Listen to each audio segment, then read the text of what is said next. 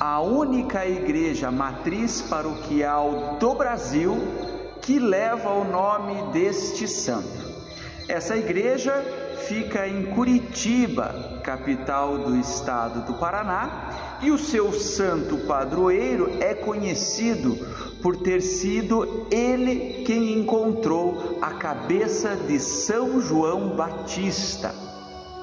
Você sabe me dizer de qual igreja eu estou falando?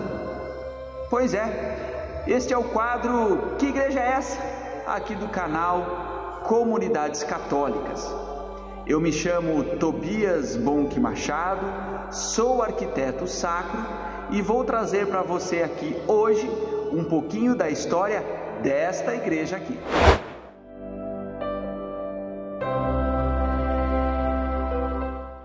Pois é, e eu estou falando da Igreja Matriz Paroquial de São Grato, situado no pujante bairro Moçungue, aqui da capital paranaense, cuja a devoção a este santo foi trazida do Vale d'Aosta, no noroeste da Itália. E já no início eu gostaria de fazer um agradecimento especial aos nossos patrocinadores deste vídeo aqui.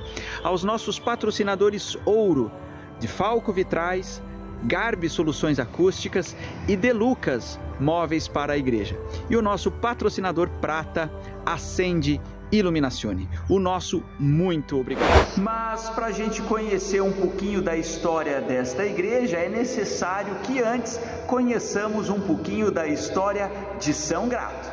Há duas vertentes para a história de São Grato de Aosta. À luz de documentos históricos preservados, São Grato teria vivido durante o século V, representando o bispado de Aosta no Sínodo de Milão em 451, e também sendo contemporâneo de São Giocondo, também de Aosta, seu discípulo que o sucedeu como bispo no final do século V. Já a segunda vertente coloca São Grato contemporâneo ao rei Carlos Magno, entre o final do século VIII e o início do século IX, e é mais difundida no mundo cristão. É contada na Magna Legenda Sancti Grati, documento escrito apenas no século XIII, que muitos historiadores contestariam nos séculos seguintes. Entretanto, sem a Magna Legenda, não seria possível explicar sua iconografia, tampouco sua extraordinária devoção nas regiões do Vale d'Aosta, Piemonte, Suíça, dentre outras regiões. Portanto, a história que segue é a versão mais difundida e popular da sua biografia. Segundo essa versão, São Grato é natural de Esparta, uma cidade grega de ampla cultura bélica e militar. Sua data de nascimento não é consenso. Estima-se que tenha nascido em 730. Sendo de família nobre, teve a oportunidade de se dedicar aos estudos em Atenas e se tornar monge basiliano. Para escapar da perseguição do Oriente, refugiou-se em Roma. Conta-se que, enquanto rezava na igreja de Santa Maria dei Martiri, teve uma visão onde presenciou um grande vale abandonado a si mesmo, esperando por ele. Após essa visão, o Papa Estevão III envia Grato como bispo de Aosta, no baixo vale dos Alpes Ocidentais, no noroeste da atual Itália. Durante a sua vida, são atribuídos a ele milagres como curas de doenças e a habilidade de acalmar tempestades. Descrevem fontes que foi São Grato quem encontrou a cabeça de São João Batista quando ele faz uma peregrinação à Terra Santa. E estes restos mortais da cabeça de São João Batista teriam sido, portanto, entregues ao Papa. Já a mandíbula de São João Batista estaria na Catedral de Aosta. E segundo a Magna Legenda, São Grato falece em 7 de setembro de 810. Na sua iconografia, ele é representado segurando a cabeça de São João Batista em uma das mãos, enquanto a outra mão segue levantada. Como bispo do Vale da Aosta, Grato foi efusivo na luta contra a iconoclastia, além de difundir o cristianismo pela conversão de muitos fiéis. E na tradição católica do Vale da Aosta, no noroeste da Itália, mas também na Suíça, na Alemanha e na França, São Grato é tido como o protetor das lavouras e também contra as tempestades. Muito bem, agora eu vou contar para você como essa devoção de São Grato veio para o Brasil e por que ela é então a única paróquia de São Grato que temos em território nacional. Muito bem, a paróquia São Grato está localizada no bairro Moçungue, um pujante bairro da capital paranaense que está situado a aproximadamente 7 quilômetros do centro. Esse bairro também é conhecido como Ecoville e é então protagonista do mercado imobiliário com a construção de diversos condomínios em seu território.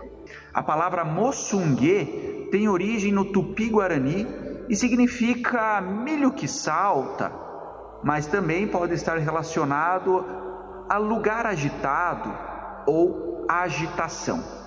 A região pode ter sido assim apelidada pelos povos indígenas devido às ventanias na região, que associada à dimensão das árvores dava essa impressão.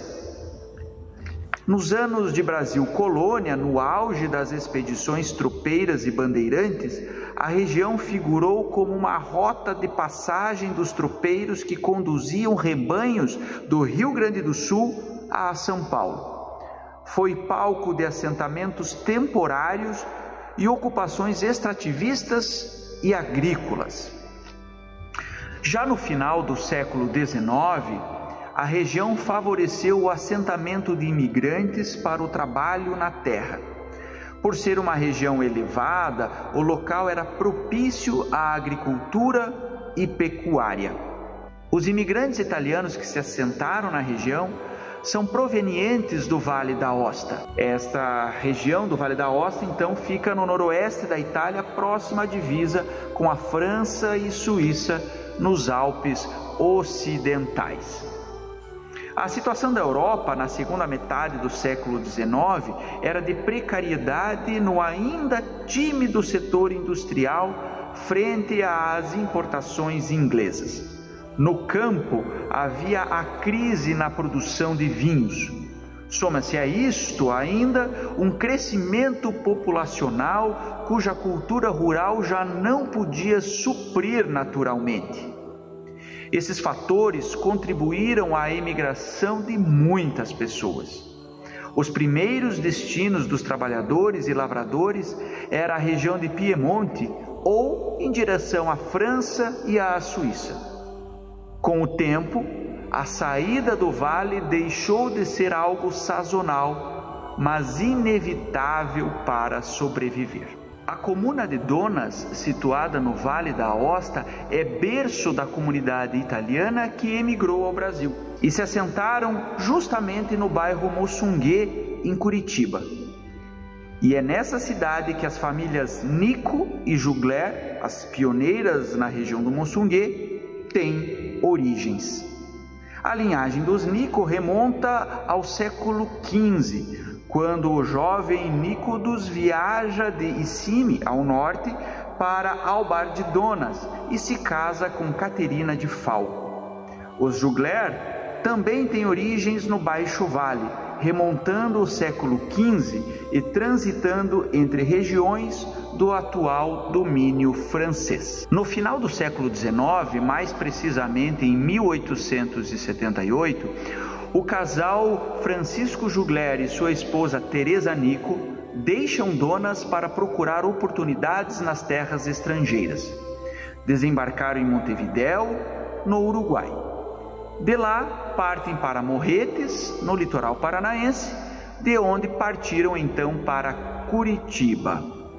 A comitiva da família era composta pelo casal Francisco Jugler e Teresa Nico, pelos pais de Teresa, Pietro e Maria Nico, e seus irmãos Giuseppe, Grato e Maria Nico.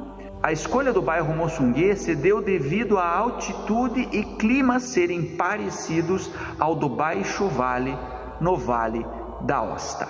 Aqui fizeram seu novo lar, exploraram as atividades pecuária e agrícolas, aventurando-se até no cultivo de vinhas.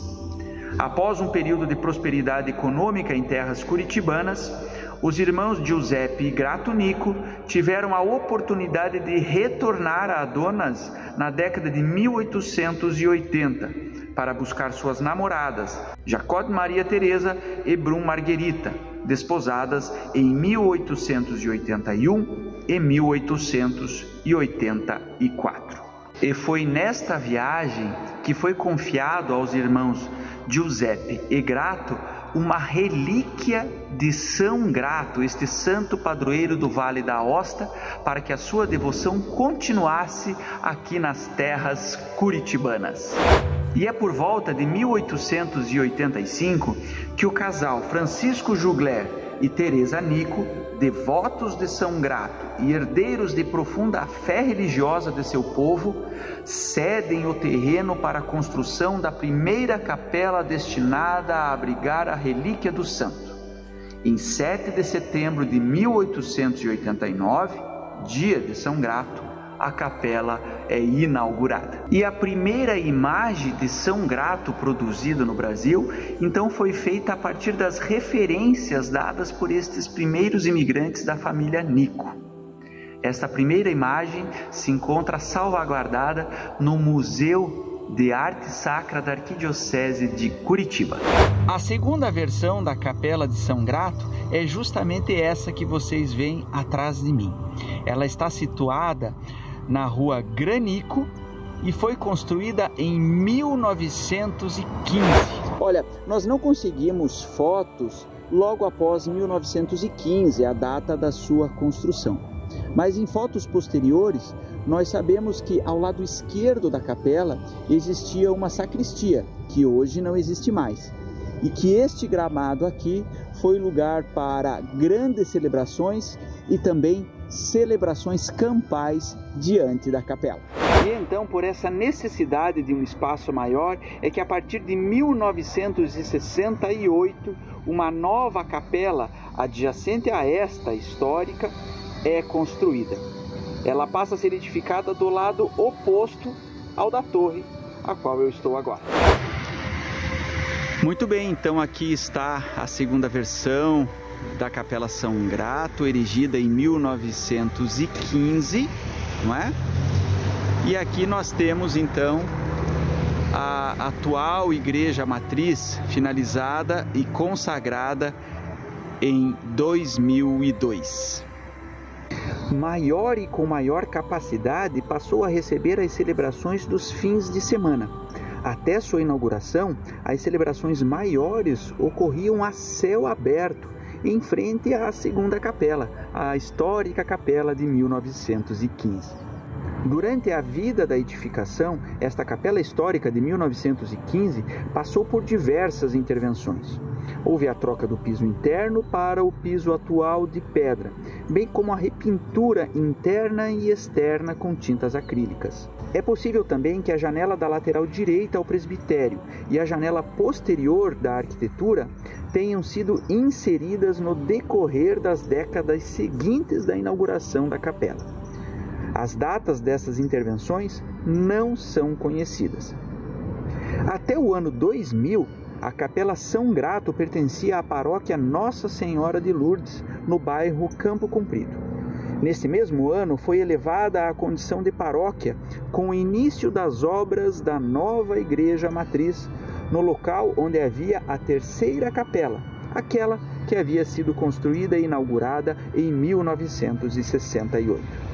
A segunda capela, de 1915, e que agora passará por projetos de restauração, provavelmente nessa construção da nova igreja matriz, finalizada em 2002, perdeu a sua sacristia anexa, restando atualmente apenas um vestígio de sua posição na parede lateral esquerda da arquitetura.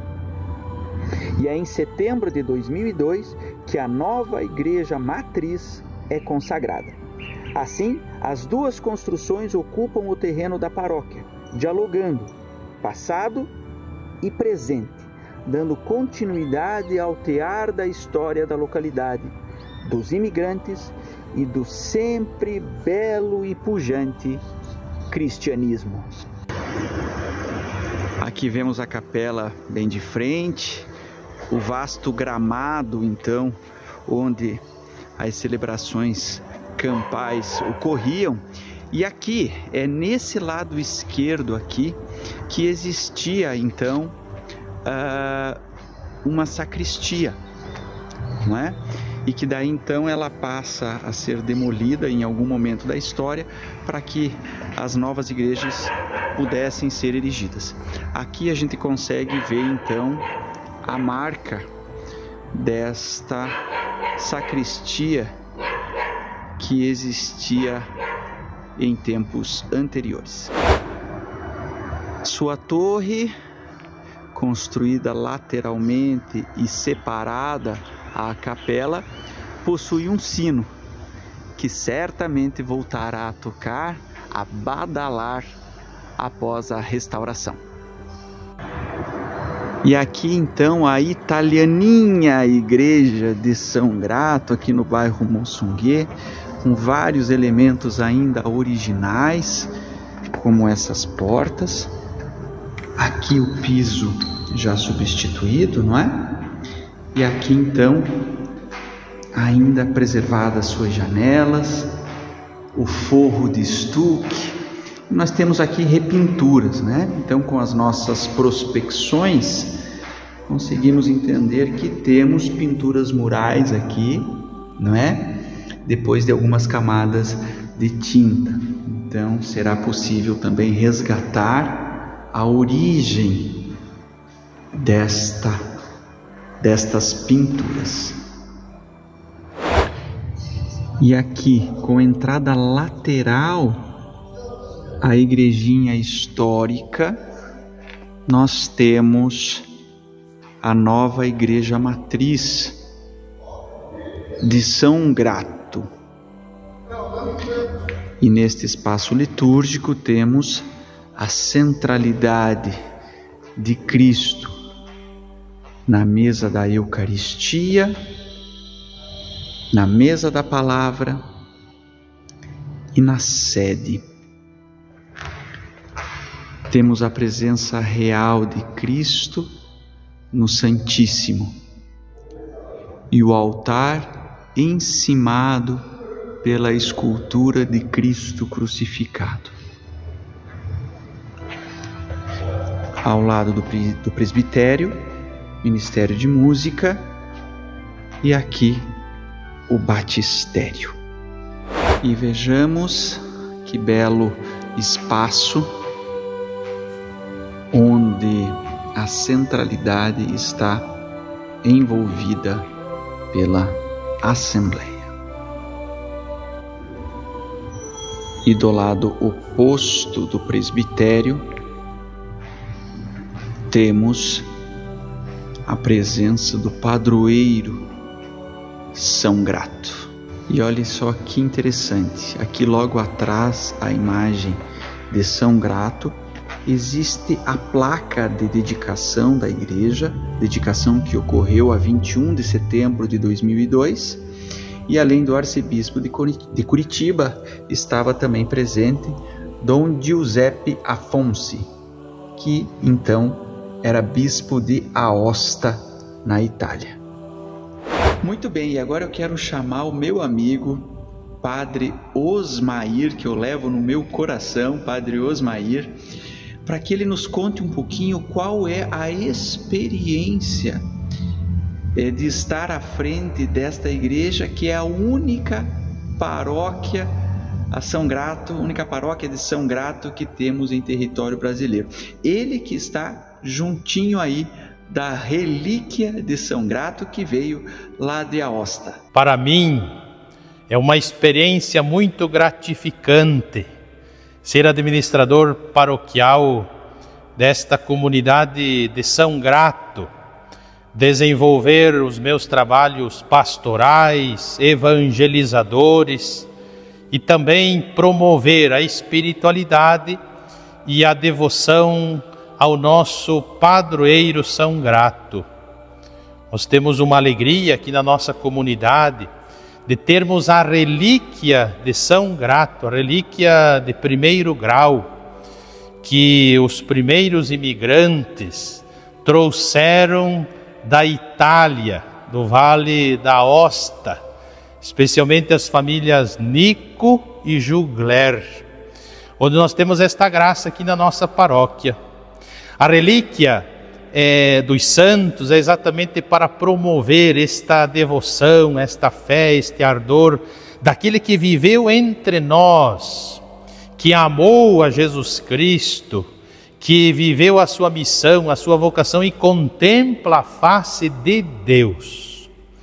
São Grato é um homem que viveu dentro do seu tempo e da sua cultura, e foi através da sua inteligência, dos seus dons, ajudou a igreja a enfrentar muitas heresias, especialmente a purificar e a cultivar a fé.